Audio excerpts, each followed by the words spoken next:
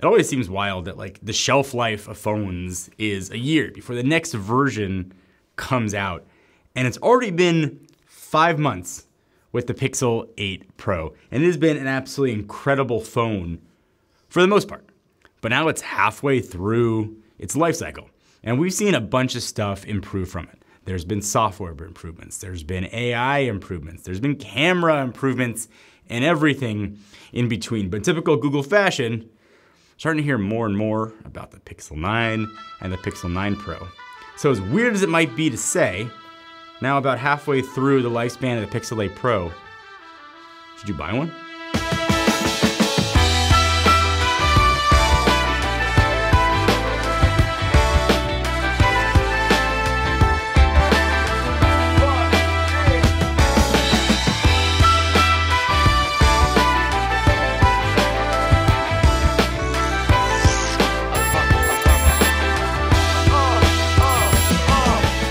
Generally at this point with the phone, between like 4 and like 7 months is when you start to like settle in. You know, you've gotten your software updates, you've had some bugs that have been fixed, and for the most part, you know like what to expect from a phone. And I think really, almost more than any other Pixel, this phone was about software. And I think Google's gotten that software experience better and better every year. The software, for the most part, has been a really good experience. My Pixel 7 Pro experience was a mixed bag.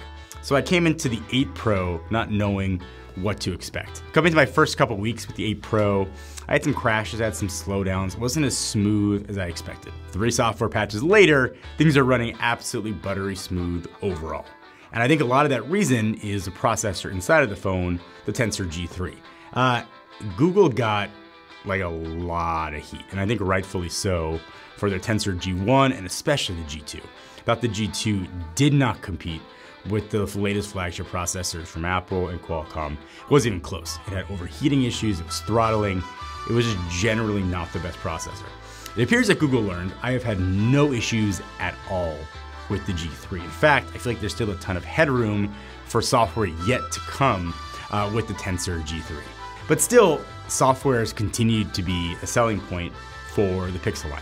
When you get a phone that is an iteration of an iteration, like the Pixel 8 Pro is, you start to get some really great sort of hardware and software tweaks that matter day in and day out. And I think overall, the look is very similar to last year's phone, aesthetically, how the phone sort of looks in your hand and feels. But when you look up front, it's where you're gonna see the biggest difference. The display on the 8 Pro, I think, can now be considered among the top 5 in the smartphone market. And that is absolutely huge. I don't think there's a huge place for them to go from the 8 Pro to the 9 Pro, and that's just a compliment to how good the screen is on the 8 Pro. I love the fact that it's flat. The brightness has been absolutely incredible. The screen quality is beautiful. The colors are bright. They're popping when they need to be. The black levels, obviously with OLED, are completely black. I have been more impressed with the Pixel 8 Pro screen than any other Pixel screen before. I guess that would make sense because it's the newest. But it used to be an area I had to almost make excuses with for the Pixel. The phone's incredible, but yeah, that screen. And much like the Tensor G3, Google listened with this iteration, and this screen has been absolutely incredible. So I think now also, like halfway through a phone life cycle, you start to use it, you've had a few drops, it's been in a pocket, maybe you got some change or some keys, start to see the durability of the phone. For the most part, the phone has held up very well, but one area that's been a problem with the 8 Pro is the same issue with the 7 Pro, is the visor. I like the design, it's distinctive, you know what it is, you can look at it immediately and be like, that's a Pixel, but also kind of now becoming a hallmark of the Pixel is the scratches on the visor. Now, a lot of cases can fix that, cover it, but also a lot of cases keep the visor out and open. So I think you just have to know that there are scratches here on the phone. I would have liked to see Google use different materials from the 7 to the 8. That is one area I think they can improve on from the 8 to the 9, but still scratches galore on that shiny metal. But on the back, it's been really good. I don't have any scratches, nicks, or cracks even on the display either. I think for the most part, the phone has held up extremely well. And obviously that's totally subjective. One drop, the right angle on the right material, and you're gonna totally shatter the thing. But at least from my experience, it's been pretty good. So I want to take a quick pixel break. My wife and I have actually been rewatching Parks and Rec. One of my favorite scenes is when Ron tries to buy something online and he gets pop-ups that say his name on it. What's your question? My question is, what the hell? And we've all sort of been in that situation where you're giving more information out there than you know you are giving. And the best way to stop doing that and keep your information safe and secure is with the VPN. In particular, this video's sponsor, Proton VPN. Now there's a ton of reasons why you would want to use a VPN. To protect your privacy, maintain anonymity while online, prevent your ISP from tracking you, stay safe on public Wi-Fi. Probably my favorite one is to stream geo-blocked content absolutely anywhere. I don't know if you're a sports fan, but oftentimes in local areas that sports content is blocked out. With the VPN, you don't have to worry about that anymore. You wanna watch Disney Plus and from Australia, you can do that too. Proton VPN gives you the best way to make all of that possible. So Proton VPN is gonna send your traffic through an encrypted VPN tunnel, keeping your browsing data safe, and again, even over public or untrusted internet connections. They are a Swiss VPN provider, so they're not gonna log any user activity or share data with any third parties at all. Their anonymous VPN service keeps your browsing history private and enables an internet without surveillance. If you want to check out Proton VPN, I really think you should give it a shot. Go to protonvpn.com/John Rettinger. Link will be down below. It's got a special offer of 1 month free in the 12-month plan and 3 months free in the 24-month plan. It's a really incredible deal. Give it a shot. Again, you're getting a month free. There's no risk. Try a VPN, and I guarantee you won't regret it. I think if there's any specs that matter with the Pixel, it's the camera. So we've got a 50 megapixel main camera, a 48 megapixel ultra wide, also a 48 megapixel 5x zoom, and the camera I think is still the biggest selling point of the Pixel line. This year though, Google took a different route and really focused on software working with the camera. And the software provides features that actually are really useful in day-to-day life. I mean, things like Face Unblur, Magic Eraser, Best Take have been absolutely incredible. And I know Magic Eraser, you can use some version on other OSs, but that's something that I've used all the time. Best Take, I got 3 kids trying to get pictures, all of them looking at me and smiling, has been so incredibly useful that when I take family pictures, the Pixel's gotta be the phone I take just because my middle kid is always looking off to the side making some weird smile. That's been a really, maybe a niche case and won't be useful for you, but at least in my daily use, the AI has really improved my use cases with the phone, and that's gotten better software update over software update. I think when you start getting into portrait mode is where you start to see the AI and the camera really flex. If you look at this shot with my hand out, this has been absolute kryptonite for portrait mode because it's cutting out my fingers almost perfectly. Every picture you take with a Pixel will be some version of good to great. Every picture.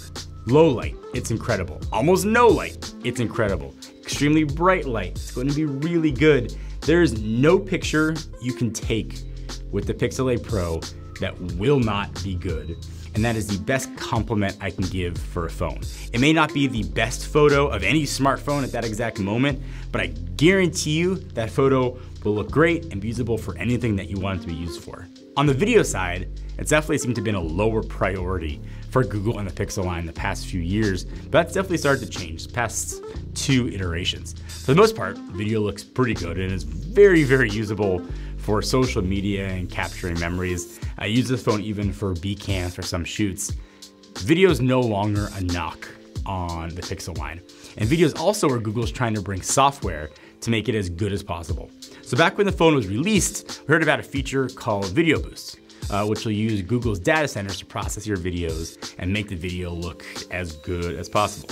And I think that sounds really cool on paper, except it takes hours to get the video back, depending on how long it is. And honestly, it didn't look like it did that much. Here's a sample before, here's a sample after. I think it actually does something in low light situations, so if that's how you're using it, then it's gonna be helpful. But aside from that, it's not really moving the needle too much and probably isn't worth the several hour wait. Now, if it was on device, that'd be incredibly cool and probably something we'll see eventually happen. But right now, it was a feature that sounded cooler than it actually was. It seems like a crazy thing to say, but like having all the world's information in your pocket has become like super ordinary. This isn't like just like a Pixel thing. It's pretty much every traditional slab smartphone on the market. Look at the iPhone, Samsung Galaxy, and obviously the Pixel 2. The last few generations at first glance were basically the same phone as before with some updated specs. So I'm looking for what is next in the Pixel line. It's hard to get kind of excited about a boring or a normal upgrade. We're coming up on a year since Pixel Fold was released, and in a lot of ways delivered on what the promise of what the next stage of the smartphone was supposed to be. It gave great Pixel software experience, but with a larger canvas to paint on. It's been almost a year since that Pixel Fold came out. I know foldables aren't for everyone. They're more fragile, they take up more space, and the software still isn't as full-featured as I think we'd all hoped for. But when thinking about the future of the Pixel line, this is where my mind goes like right away. And so it gets me excited about what Google can do with their hardware. But I know that for the vast majority of users, a regular non-folding Pixel is going to be the phone to buy. And I think if you're looking to get a really good slab phone with an incredible camera, a beautiful screen, Google software updates for years, the Pixel 8 Pro is still a very safe phone to buy right now. But if you don't want a safe option, if you want something a little bit different, maybe a little flexible, that gives you the best of what Google can do, I'm more excited about the Pixel Fold 2. And if you're in the market for a phone right now and foldables are maybe in your wheelhouse, I would 100% wait to see what the Pixel Fold 2 is going to be. Are we gonna get a cameras that's on par with the flagship? Let's see what the processor is going to be. Software improvements that the original Fold needed. That's what gets me excited. And I know foldables, again, not for everybody, but for me, if I'm waiting to get a phone, I'm waiting to see what the Pixel Fold 2 is gonna be all about.